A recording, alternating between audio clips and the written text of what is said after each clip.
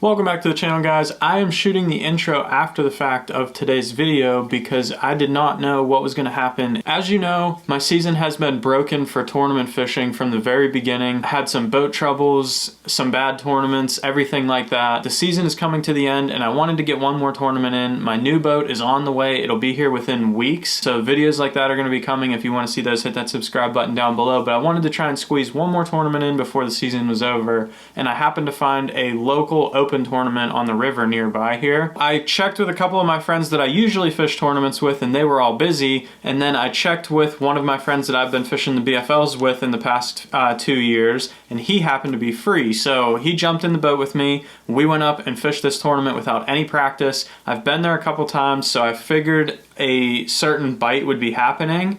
And as you'll see in the video, that did not happen. Just because you don't do well in every single tournament you ever fish doesn't mean they're all bad tournaments. As you'll see in today's video, I learned a ton. I went from not catching a single fish or even a bite. My teammate Brock almost caught our entire limit before I even had a bite all day. I kept adjusting, kept making changes, trying different things, everything I could try. I never gave up. Happened to stumble onto a little something, and as you'll see later in the video, I started catching more fish than Brock did once I figured out a little bit something there. Good teammate work there as well. Both of us contributed equally 50-50. We had a ton of fun, caught about 40 fish today. Just never ran into some of those big bites that you needed in the tournament that we were fishing. I knew it was gonna take a pretty decent sized bag, but just getting to learn every time you're out there on the water, I can use that information in the future, and that's what makes you a better angler. So let's get into today's video. We'll take you out to the first spot and we'll show you how the day went. You got a fish?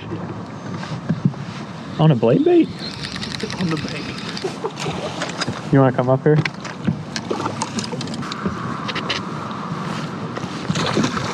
He's freaking whack, dude. Watch my rig there. I got it. Under the chin. So we rolled up to that current seam in the morning. We started fishing it. I thought those fish would be there eating that reaction bite. They line up in that current break. You can just reel your bait right down it. Alabama rigs, swim baits, stuff like that, and they will demolish it. They set up right in there. They stack up real nice, and you can catch fish after fish off that spot. But they were not there. And I never tried some slow moving stuff, which was probably a mistake. We ended up catching a couple fish, working our way up that current seam, and then decided to make a move to another area. And then we kind of got into them a little bit better once we made that move. Yeah. Oh, it's a good one.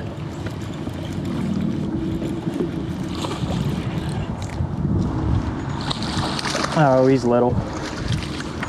He's not even gonna keep, I don't think. He's not gonna keep. I'm not even gonna measure him.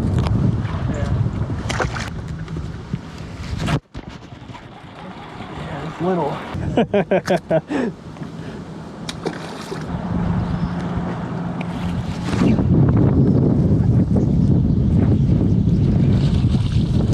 There's literally 1,000 fish down there.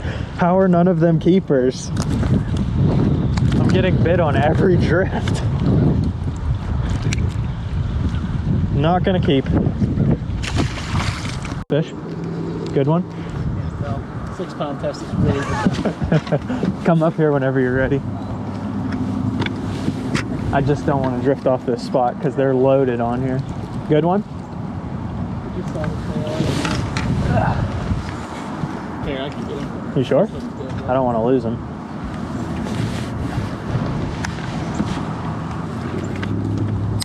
That looks like a good one. Keeper? Oh, that's a tank. You sure you don't want me to net him? Yeah.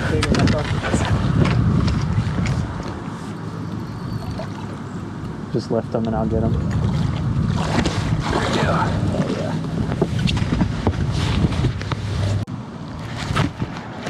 Okay. Yeah. Little one.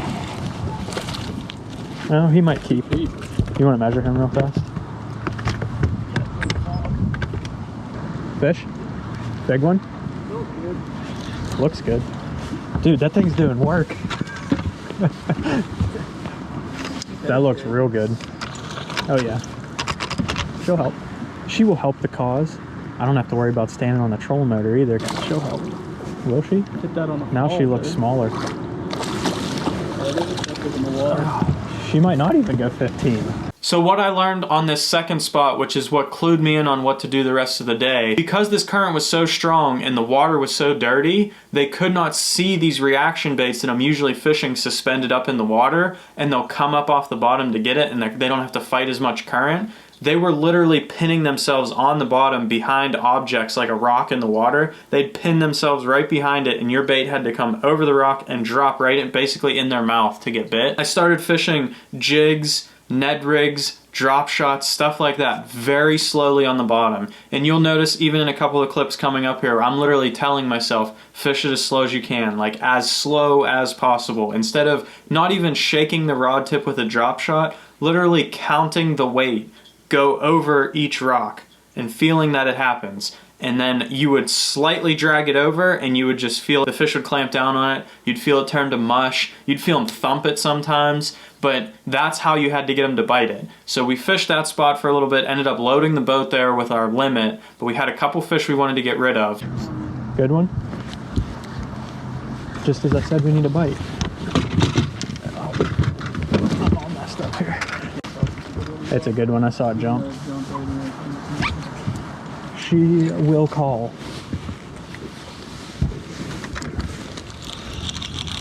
Let me get this in.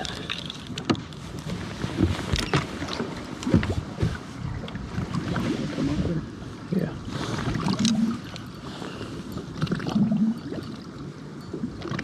On the flatty with the orange tail. Orange tail. No way. Yep. That's funny. It didn't stay extremely orange, but there is a faint orange tint to it. Hey, it rose. That's it. Oh, I'm an idiot. She got one. There we go. Yep. She might call. As long as she's over 15, she calls.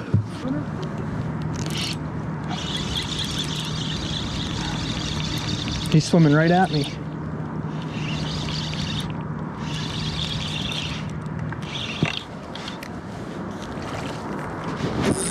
Double. He was right up on the bank. This one wasn't far off. I mean, it was deeper. Oh, that's what you call money. Oh my gosh, I got another one.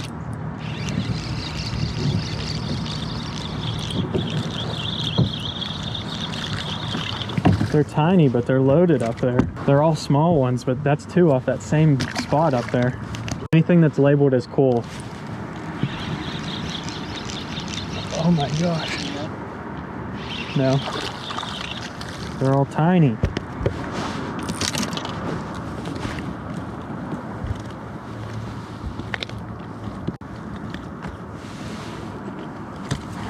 All little babies.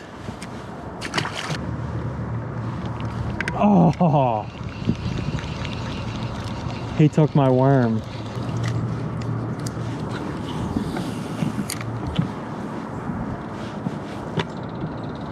It literally smells like stink bait that you'd use for catfish. There it is. Finally, a decent one too. Coming right at me. Feels good. Put the bigger one down. Yeah, it's head shaking big. This might be a good one. Oh yeah. On the flatty. Yeah, we do. That'll play. Oh yeah. Yeah, that'll definitely play.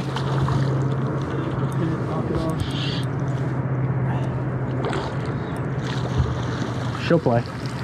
Goodbye, number 5. Yep. Here, I'll take her. I'll trade you. 4 will be the... I'll check them if we catch another good one. We're gonna go ahead and call her, try and catch another big one. Got him that time.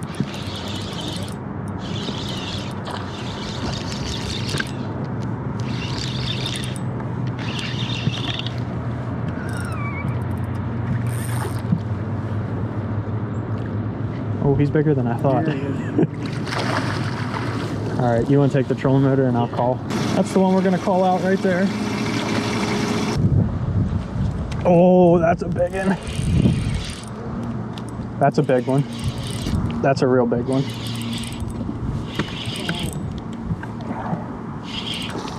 Yeah. Oh, yeah. That's a good one.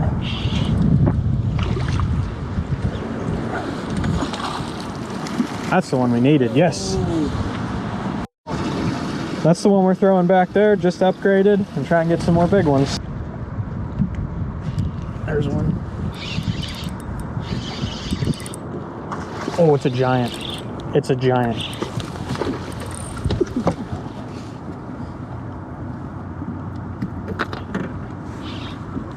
He ate it right next to the boat.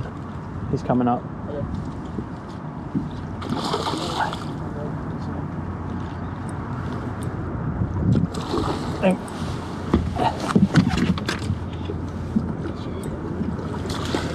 There we go. Yes, he will. Oh, that's a good one. Stay on there.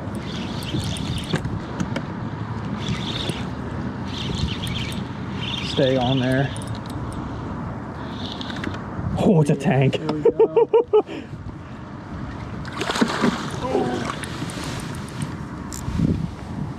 That's the one we need.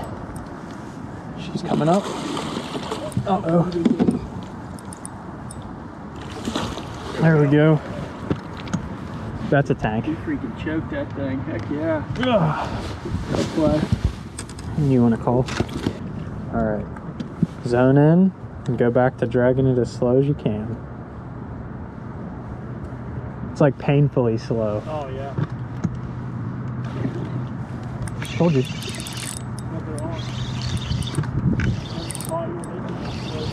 Yep. I think it's another big one. No. Just looked funny.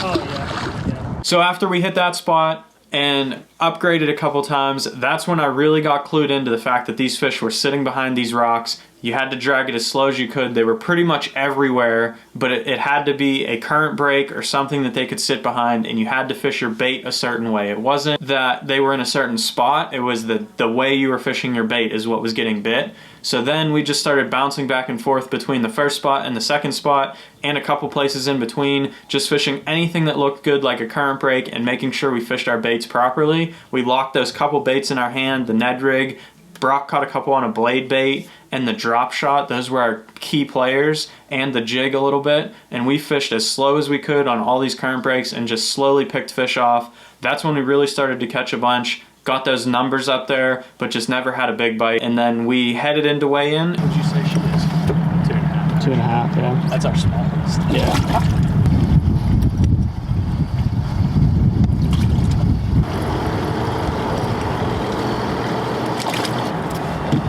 Let's go see what we got. I don't think we have as much as I thought we did.